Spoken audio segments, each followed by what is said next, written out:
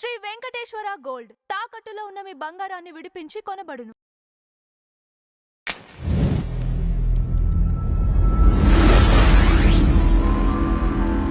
హరే కృష్ణ గురుదేవ. హరే కృష్ణ. ఒకసారి కృష్ణ ప్రభుపాద్ వారు చెన్నైలో ఉన్నారు. చెన్నైలో ఉండి ఒక వ్యక్తి వెళ్ళి ప్రభుపాద్ వారికి అడిగారు, కృష్ణుడు వేరే వాళ్ళ భార్యతో డ్యాన్స్ చేస్తున్నాడు, ఇది సరైనది కాదు, దిస్ ఈజ్ నాట్ రైట్.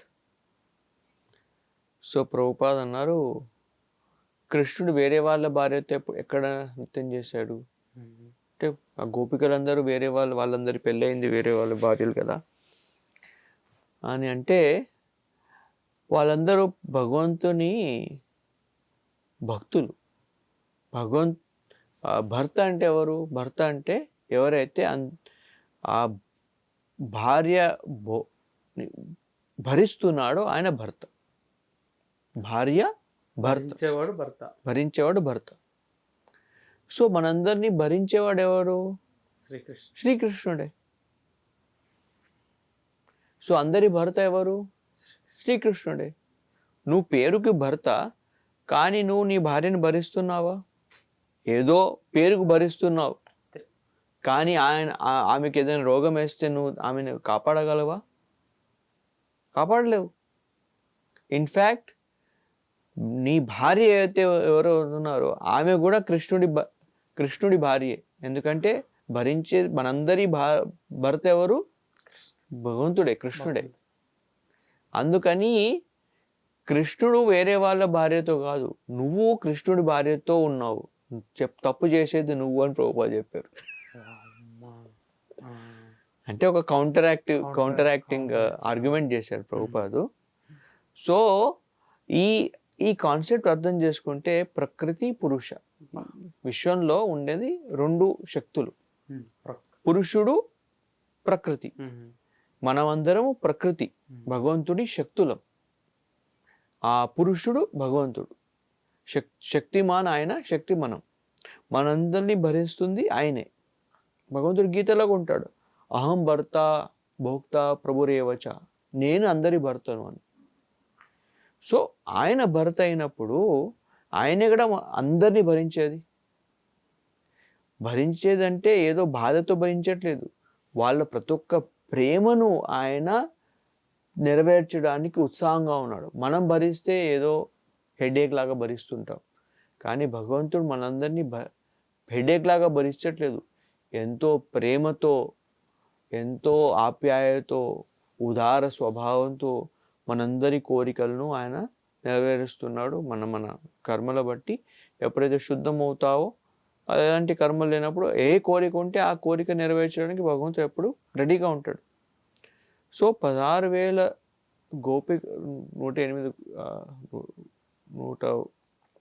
గోపికలు ఎవరైతే ఉన్నారో వాళ్ళు కాకుండా ఈ విశ్వమంతా భగవంతుడినో ఆధారమే. ఆయన ఇప్పుడు అప్పుడప్పుడు బృందావనంలో భగవంతుడు అంటాడు, గోపికలు వచ్చి అడిగినప్పుడు నువ్వు వెన్న తిన్నావు, నువ్వు వెన్న దొంగవు. సో కృష్ణుడు అంటాడు, నేను వెన్న దొంగలించలేదు అంటాడు. ఎందుకంటే దొంగలించడం అంటే వేరే వాళ్ళ తీసుకోవడం దొంగ, కానీ ఆయన ఇంట్లోనే మొత్తం విశ్వమే ఆయనదే ఆయన తీసుకుంటే దొంగ ఎలా అవుతాడు? అందుకే ఆయన అంటాడు, నేను దొంగ కాదు అంటాడు. కానీ ఇది ఒక లీల, ఒక రకంగా దొంగలించడం, ఒక రకంగా వేరే వాళ్ళ భార్యతో తిరగడము. సో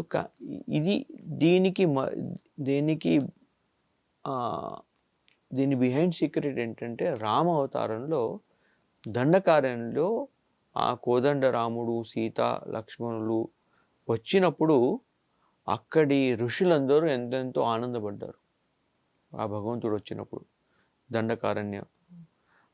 ఆ దండకారణ్యంలో వచ్చి ఆ భగవంతుడి సౌందర్యం, శ్రీరామచంద్రుని సౌందర్యం ఎంత బాగుందంటే, అక్కడ వాళ్ళందరూ భగవంతుని అన్వేషణలో ఎన్నెన్నో సంవత్సరాలు వాళ్ళ హృదయాన్ని శుద్ధిపరిచినప్పుడు ప్రతి ఒక్కరికి భగవంతుడితో ఒక రకమైన సంబంధం ఉంటుంది.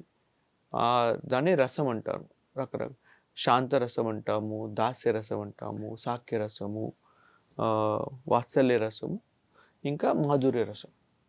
సో వీళ్ళందరూ భగవంతుని ధ్యానంలో ఎన్నెన్నో సంవత్సరాలు గడిపాక స్వయం ఆ ఈశ్వరుడిని భగవంతుడిని చూసినప్పుడు వాళ్ళందరిలో మాధుర్య రసము ఉత్పన్నమైంది.